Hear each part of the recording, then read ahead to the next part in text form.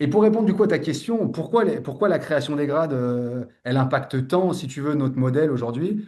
Nous, on a identifié qu'il y avait deux raisons principales pour lesquelles les gens ne faisaient pas de CrossFit. C'est que soit ils venaient pas à la salle, et il y a une raison principale qui l'explique, c'est qu'ils vont trouver que c'est trop dur. L'idée reçue pour eux, c'est que c'est trop dur. Moi, qu'est-ce qui explique que ma mère fait pas de CrossFit aujourd'hui? Qu'est-ce qui explique que mes proches n'en font pas alors que ça fait 15 ans qu'ils me voient le pratiquer, qu'ils ont essayé? C'est qu'à un moment donné, ils ont été confrontés soit à l'idée, soit à l'expérience que c'était trop dur pour eux. L'idée, c'est, ouais, on m'a dit que, ouais, mais tu te rends compte, ta cousine, tu lui as fait tester le CrossFit quand elle est revenue, elle ne pouvait plus marcher pendant 4 jours. Donc ça, c'est des l'idée que. Ou alors elle a vécu l'expérience, elle y allait, elle a été mal scalée. Ou alors elle a été confrontée à cette expérience, ce bouillon social, ce bouillon de motivation. Et en fait, elle a voulu faire plus que ce qu'elle pouvait. Et puis on l'a laissé faire. Puis du coup, elle ne pouvait plus marcher pendant une semaine. Et que ce soit l'idée ou l'expérience, à un moment donné, dans sa tête, CrossFit égale trop dur. Ça, c'est la première raison qui explique que les gens viennent pas. Et ça, on y répond par ce niveau jaune. On y répond par le fait de mettre des niveaux d'accès, de normaliser l'accès à notre sport de façon totalement faisable pour une personne de niveau sédentaire. Et je trouve que ça, on l'a pas assez normalisé. Et c'est aussi parce que avant le Covid, nous on appelle ça avec Léonard l'époque d'avant Covid, le CrossFit d'avant Covid, on en parlait tout à l'heure avec Gab, mais c'est cette époque fast où en fait t'as du monde à l'accueil tout le temps qui vient se renseigner, c'est des gens plutôt fit qui te ressemblent.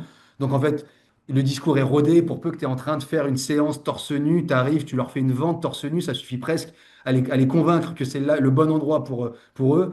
Et en fait, ça, c'est l'avant Covid.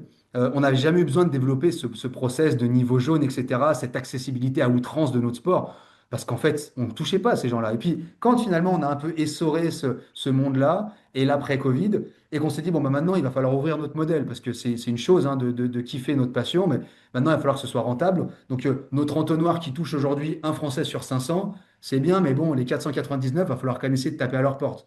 Et donc, en fait, ce niveau jaune qui vient décomplexer n'importe quelle personne en leur disant, mais tu vois, ça, c'est ce que tu vas faire. Et ce qu'on adore, nous, c'est quand la personne nous dit, et c'est pas un peu facile pour moi. Et là, je me dis, yes, j'ai trouvé la façon pour lui de le mettre en réussite. D'éviter qu'il ait soit l'image, soit l'expérience de c'est trop dur. Et donc ça, en fait, c'est indispensable, c'est un pilier de développement pour nous maintenant.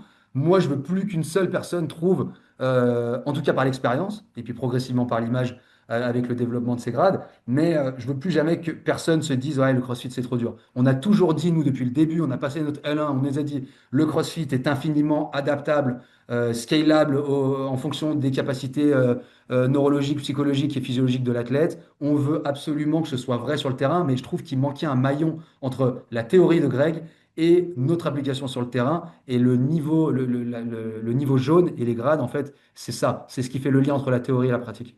Et ça, c'est pour le niveau, ça, c'est pour toutes ces 499 personnes qui pratiquent pas le CrossFit parce que, encore une fois, image ou expérience, mais le CrossFit est trop dur pour elles. Puis après, tu as une autre partie du CrossFit qui sont ceux qui se démotivent et qui résilient. C'est pas des personnes qui déménagent, c'est pas des personnes qui, mais c'est des personnes qui, soit elles se sont blessées, soit elles se sont démotivées.